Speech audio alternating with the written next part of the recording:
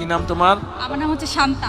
তুমি এখানকার ভোটার? জি, আমি এখানকার ভোটার। আচ্ছা, তুমি কি বলতে চাচ্ছ বলো এবার। আমি হচ্ছে গৃহিণী। তো আমি আদমজি ক্যান্টনমেন্ট কলেজ থেকে পাশ করে বের হয়েছি। তো আমাদের মেয়েদের জন্য কোনো কর্মসংস্থানের কোনো ব্যবস্থা নাই এখানে। তো আমরা চাই মানে এই ভাষান থেকে ভাষানটেক এলাকায় আচ্ছা আচ্ছা, এই মহিলাদের জন্য কর্মসংস্থানের জি, ব্যবস্থা করা। মহিলাদের জন্য কর্মসংস্থানের ব্যবস্থা করার জন্য আর কি আপনার কাছে। কিন্তু এলাকার সমস্যা কি? অন্যরা যারা বলছে মোটামুটি সেটাই জি, এলাকার সমস্যা হচ্ছে আমাদের মানে ক্যান্টনমেন্ট এলাকায় হচ্ছে আমরা সিভিল যারা আছি তারা মানে ভালোভাবে ঢুকতে পারি না, চলাচল করতে পারি না, মানে আমাদের স্বাধীনতা নাই। তো এটার জন্য যদি আপনি কোনো পদক্ষেপ গ্রহণ করতেন।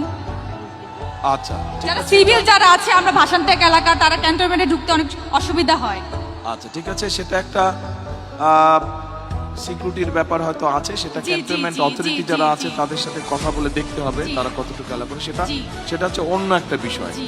কিন্তু আপনার মতে এলাকার সমস্যা কি কি? এক হচ্ছে মহিলাদের জি, কর্মসংস্থান, মহিলাদের আর কর্মসংস্থান। আর হচ্ছে আমরা যেমন গৃহিণী, তো আমাদের তো তেমন ইনকাম নেই, আমাদের হাজবেন্ডের তো তেমন ইনকাম নেই।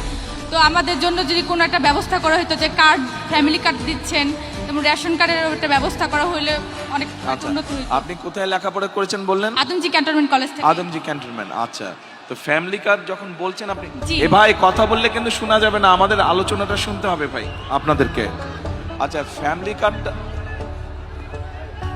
আমরা এতদিন কোনো সুবিধা পাইনি। ফ্যামিলি কার্ড, রেশন কার্ড, অনেক কার্ডই হয়েছিল এতদিন, সব সুবিধা থেকে বঞ্চিত ছিলাম ফ্যামিলি আমরা। কার্ড আগে কেউ দেয়নি। রেশন কার্ড দিয়েছিল। রেশন কার্ড তো অন্য জি, জিনিস, দিয়েছিল। আচ্ছা, তো ফ্যামিলি কার্ড যখন বললেন, এই যে ফ্যামিলি কার্ডের এটা হচ্ছে স্যাম্পল, জি, এটা তো এখন আমরা একটা স্যাম্পল বানিয়েছি, ইনশাআল্লাহ জি, সরকার জি। গঠন করলে জি। এরকম সরকার থেকে দিবে। জি, তো ফ্যামিলি কার্ডটাতে পেলে, ফ্যামিলি কার্ড পেলে জি। আপনার মতন একজন নারীর কি সুবিধা হবে বলে আপনি মনে করেন? ফ্যামিলি কার্ডটা পেলে আমাদের অনেক সুবিধাই হবে। যেমন এটার মধ্যে তো অনেক। আমরা এখানে কি দিব আগে বলে দেই। হ্যাঁ, জি, বলেন। মা বোনেরা আপনারা একটু খেয়াল করেন, ভাইরা আপনারাও শুনেন একটু সবাই।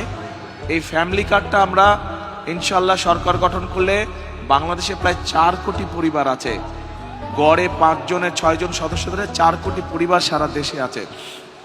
এই পরিবারগুলোকে বিশেষ করে ভাষান থেকে যেই পরিবারগুলো থাকেন সাধারণত, সেরকম যত পরিবার আছে বাংলাদেশে আমরা চেষ্টা করব সবাইকে দিতে।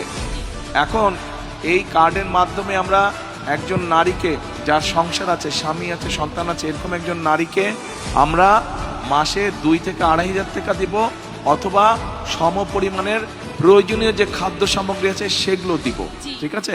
তো আপনাকে যদি ধরেন, আপনাকে যদি এরকম একটা সুবিধা আপনি পান, জি। তাহলে কি সুবিধাটা হবে আপনার? আপনি তো 2.5 হাজার টাকা আপনি মাসে পেলেন, জি, জি। অথবা 2.5 হাজার টাকা সম পরিমাণ মূল্যের আপনি জি। প্রয়োজনীয় খাদ্য যেটা এসেনশিয়াল ফুড আইটেম যেগুলো সেগুলো পেলেন, ফুড আইটেম আমরা। তাহলে আপনার কি সুবিধাটা হবে? আমার তো অনেক সুবিধা হবে, যেমন সংসারের কাজে আর কি, এটা মানে অনেক টাকা আর কি সেভ হবে আমাদের। মাসিক একটা টাকা মাত্র আমাদের তো 2.5 হাজার টাকা, কি সেরকম? অনেক এই 2.5 হাজার টাকার মধ্যে আমরা চাল কিনতে পারবো, তেল কিনতে পারবো, ডাল কিনতে পারবো, অনেক কিছুই কিনতে পারবো। তাই আপনারা কি একমত? কি মা বোনেরা ওনার সাথে একমত আপনারা?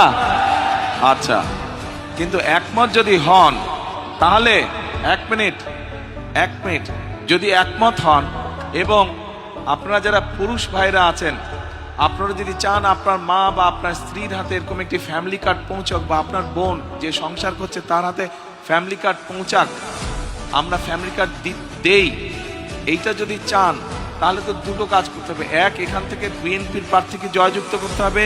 2, আপনাদের আত্মীয় স্বজন বন্ধু বান্ধবকে বলতে হবে সারা বাংলাদেশে ধানের শীষকে জয়যুক্ত করার জন্য। ইনশাআল্লাহ। তাহলেই তো একমাত্র ফ্যামিলি কার্ড দেওয়া সম্ভব হবে, তাই না? ঠিক আছে, আচ্ছা বসেন আপনি এবার।